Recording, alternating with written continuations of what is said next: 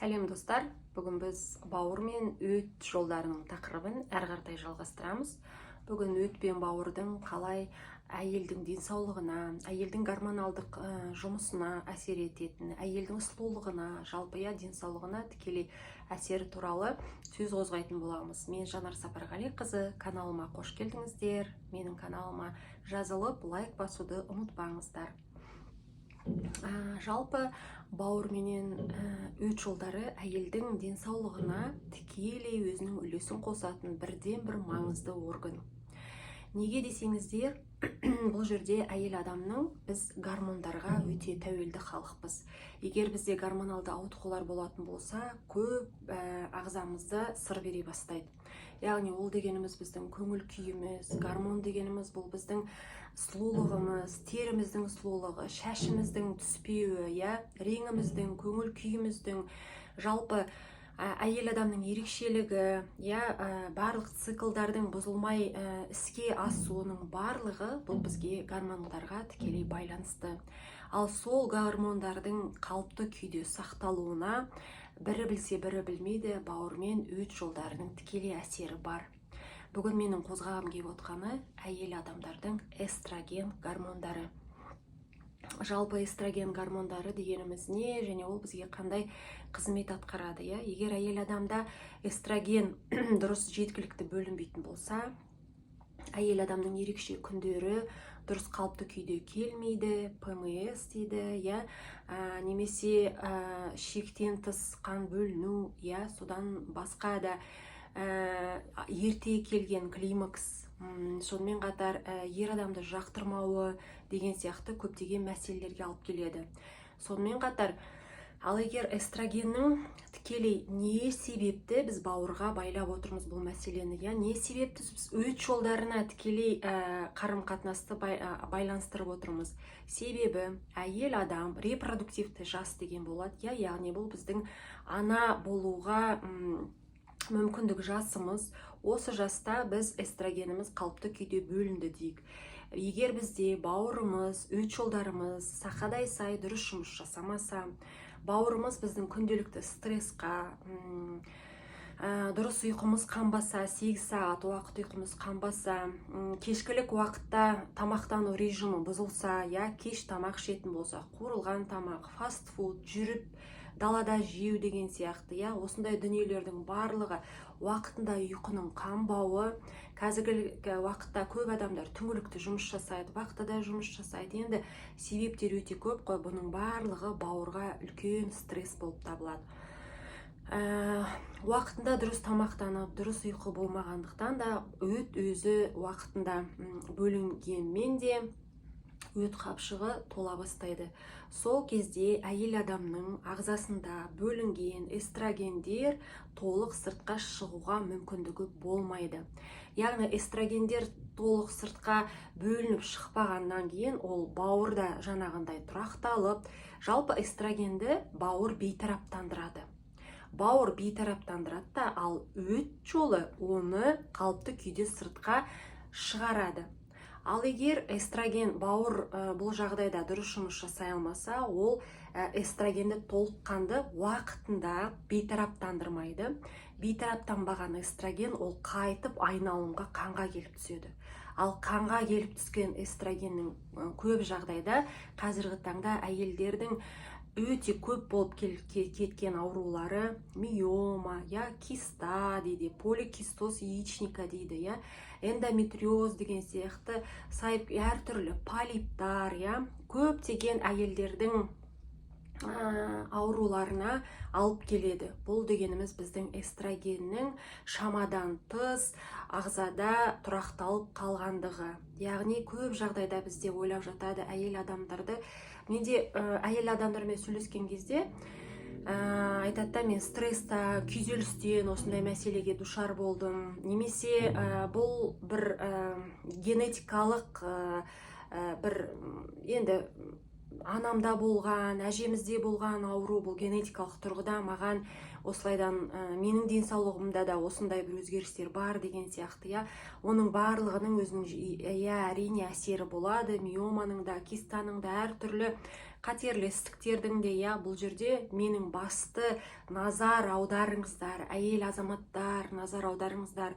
Егер біздің әйелдің фильтрі жұмыс жасамаса, фильтрде отырғанымыз бауыр, оны дұрыстап қорытып ығыстырып қажетсіз дүниелерді сыртқа шығаратын өт жолдары да дұрыс болмайтын болса, бізде бұл аурулардың жылдан жылға көбейе беретіні сол.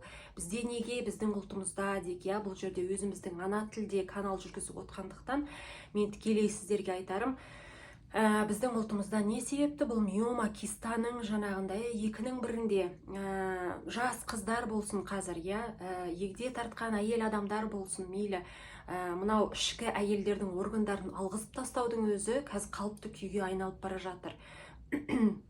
Бұның бәрінің ең бірден бір себебі, жалғыз ғана себебі деп айтпаймын, құрметті достар. Бірден бір себебі өттің, бауырдың дұрыс жұмыс жасамауы. Уақытында әйелдің бөлінген мына эстроген гормоны, прогестеронның, осы бір гормондарға біз өте тәуелдіміз. Вот сол гормондардың уақытында бізге эстроген ағзамызға түсті. Ол не үшін керек? Ол біздің жайдарлы көңіл күйіміз, нәзіктігіміз, әйелдің жүріс тұрысы, дүниеге бала келуге деген мүмкіндік беретін гормон, біздің тартымдылығымыз, сұлулығымыз, тіпті әйелдің жасаруы да осы эстрогенге байланысты. Ол біздің организмімізде түзілді, ол бізге қызмет жасады, уақытында ол қызметін жасап шығып кету керек, мысалға. Ал бұл тарапта егер біздің өтімізде, бауырымызда, тоқырау болып жатса, дұрысында жұмыс жасамай жатса, әрине ол эстроген уақытында шықпай қалып қояды. Ал кез келген жақсы заттың өзі, пайдалы заттың өзі ағзада шамадан тыс кешеуілдеп қалатын болса, бұл тарапта ол өзінің кері әсерін бермек. Сол себептен де кейбір әйел адамдарда эстроген жетіспей жатады, көбінесе жетіспеген кезде, мысалы, бұл жасы ұлғайған сайын әйел адамдарда эстроген жетпейді, ол эстроген жетпеу жағын көбінесе климакс кезеңде жүрген әйелдер жақсы біледі. Ол кезде бізде толысу пайда болады, бізде фигурамыз дейді, дене бітіміміз өзгере бастайды. Тіпті эстрогені тым артық әйел адамдарын сырт келбетінен де тануға болады, ол жерде бөксеге май пайда болады, белге май пайда болады деген сияқты. Бірден бір сіздерге мысал келтіріп кетейін. Сол себептен де эстроген жеткені де, аздығы да, немесе эстрогеннің шамадан тыс болуы да организмға бұл бізге толық жақсы дүние емес. Сол себепте соның бәрін қалыпты күйде сақтап отыру керек.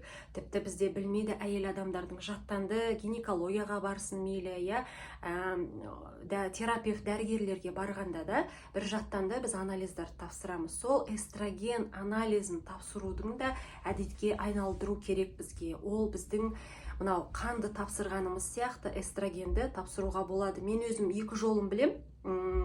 Яғни ол ауыз қуысында сілекей арқылы тапсыруға болады, сонымен қатар жаңағы эстрогеніңізді екі жолмен тапсырып кетсеңіз болады. Қан арқылы да біле аласыз, қаншалықты сіздің эстрогеніңіз нормада, қаншалықты ол сізге адал қызмет жасап жатыр, артық емес па деген сияқты, Сол себептен де құрметті қыз келіншектер, аналар, біздің әйелдің денсаулығы гормондарға тікелей байланысты. Сол себептен әртүрлі әйелдердің қатерлі ісік ауруларына, бөгде патогенді жаңағы дүниелердің болмауына, әйелдік мүшелеріміз біздің жыныстық мүше болсын, қалыпты күйде жұмыс жасауына бауыр мен өттің тікелей әсері бар. Сол себептен сол дүниені біз уақытында ұйықтап, уақытында тамақтанып, кейбір тамақтардан тартынып ішіп, тағы да айтамын, суды да жеткілікті күйде ішіп, жақсы көңіл күйде болып, енді біз тағы да айта кететін, мен өзім психология маманы болғандықтан, көңіл күйді реттеу керек. Содан кейін өкпешіл халықпыз, сол дүниенде, өкпе деген мәселенде дұрыс қарап, өкпе жинамай, сондай дүниені де негізі ойластырсаңыздар екен деп ойлаймын. Сонымен қатар өт пен бауырды шамаларыңыз келсе детоксикация дейді, гепатопротектор деген дүниелер болады. Өтпе бауырдың жасушасын жаңартатын, бауырдан шлак токсинді алатын өнімдерді, табиғи таза өнімдер ішіп жүріңіздер.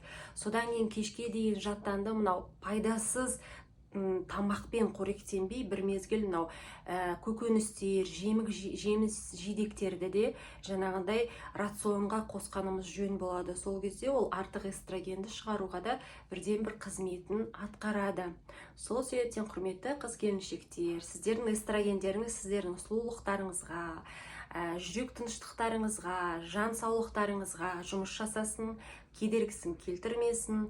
Осы мен айтқан дүниелерді өздеріңіз кішкентай да болсын сабақ алып жаңағындай пайдасына асырса екен деген ой. Дендеріңіз сау болсын, ауырмаңыздар.